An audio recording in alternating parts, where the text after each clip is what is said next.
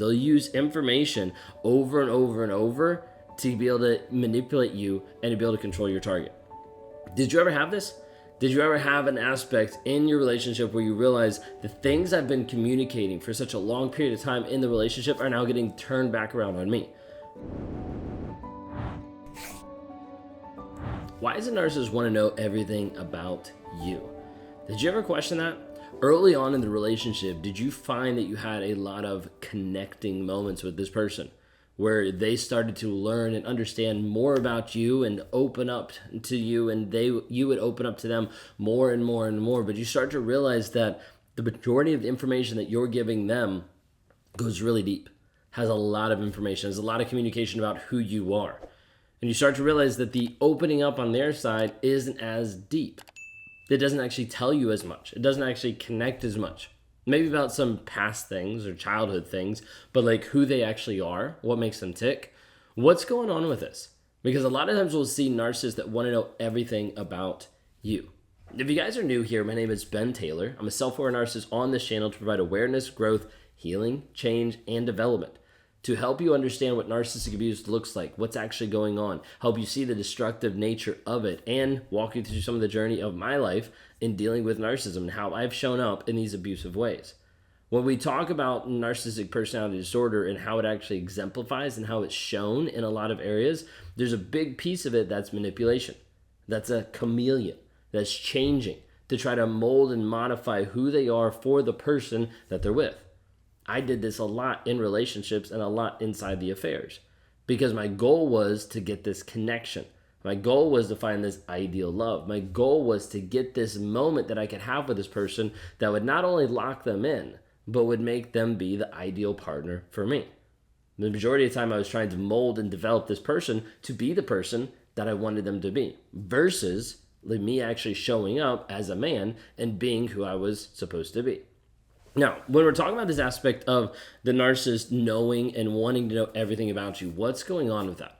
A lot of times a narcissist, and specifically I would say closer to a covert and a vulnerable narcissist and even a malignant narcissist, is typically going to be going along the lines of trying to research you, trying to understand like your ticks, your ups, your downs, your vulnerabilities, your insecurities, the things you love, the things you hate.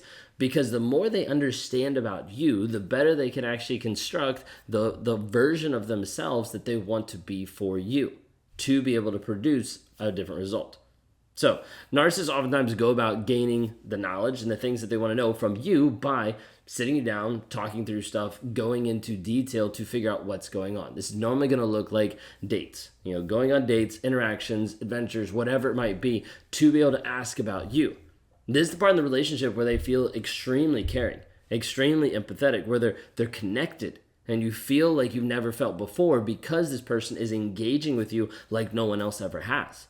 Like they're just riveted to your every word. And it seems like they're putting you on a pedestal in one sense because of everything that you have to say, they're just eating up. A lot of times this is the research phase, like where I would try to get more information about this person, their likes, their desires, everything.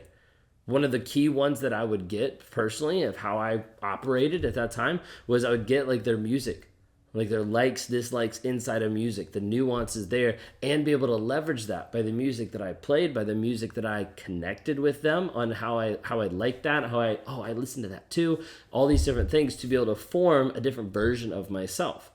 So as that person is talking, I'm also creating. I'm creating the person that I need to be able to connect. Now, in my mind, it wasn't always, hey, I need to create this to connect to, like, control this person.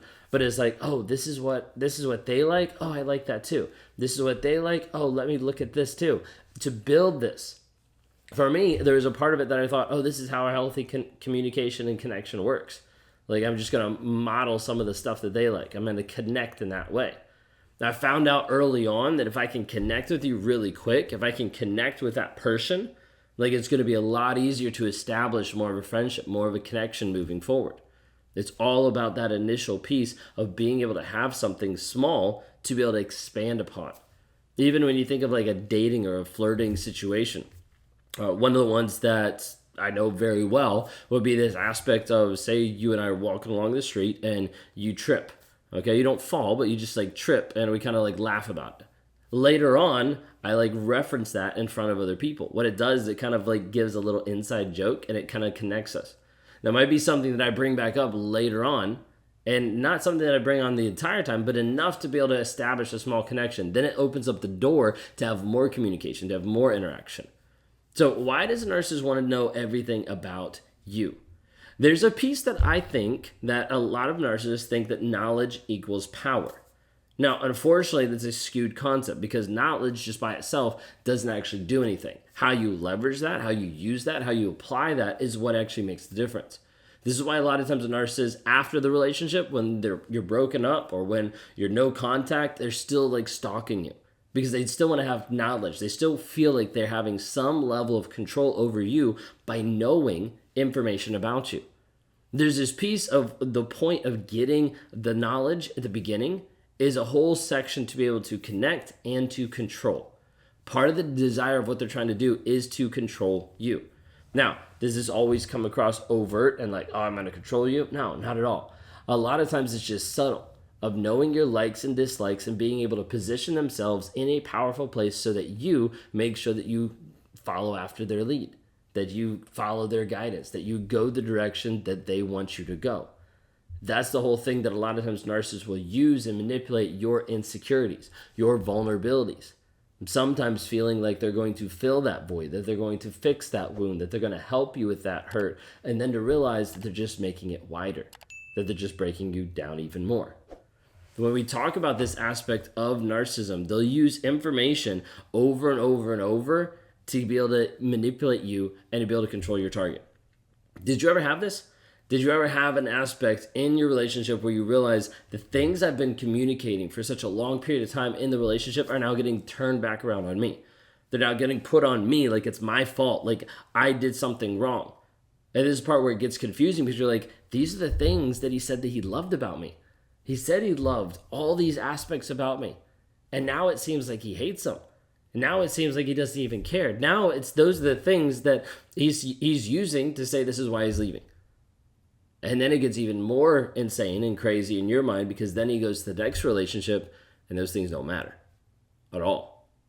Because at that point, he's using and he's modifying his mask to look different to the other person. So what do you actually do about this? Like, how do you protect yourself from a narcissist who wants to know everything about you? Like, some of it is having an idea at the beginning of the relationship, like, we need to slow down. This is going a little too fast. A lot of narcissists love to go fast. They have to, because they have to build a connection before you can see behind the mask. They have to build a connection before you can realize the void that's underneath. The piece that's going to be a different version of your love, a different version of their own love, of how they're actually showing up, of how they're treating you. So that connection piece has to be quick so you can get caught on the euphoric of how great it is when in reality it's just a facade. It's just a pipe dream. It's just a version, an image of what's there than what's actually true, than what's actually built in reality. Did you have this happen in your relationship where the other person would ask you multiple times like about a ton of your life and gather information? Just collect information, and then you start to see some of that gets leveraged or you see some of that gets used. When you're talking about a covert, vulnerable, malignant narcissist, sometimes it can feel absolutely insane. Because you mention one thing that's your insecurity and you see them do that. And then I'm sorry, I forgot. But then you see them do it again. And you see these little digs and these little pieces that start to make you doubt your current reality, start to make you doubt what's actually happening on a consistent basis, and makes you feel crazy, makes you feel confused. You might be sitting here today thinking the relationship that I've been in, that person loved everything about me. Now they hate everything about me. I don't understand what I did wrong. I don't understand why I wasn't good enough. I want to propose this thought and this idea that we have to walk people through is that it doesn't have anything to do with your worth. It doesn't have anything to do with your value. It's going to feel like that because the narcissist is going to put that on you. It's going to try to make you doubt your current reality, your current perception, and make you feel like it's all your fault. A lot of times people will feel like, why was I not good enough? And the hard reality is you never were good enough. Not for that person. Because they were never going to have a standard that you were going to be able to meet and a love that they were going to be exemplified to you.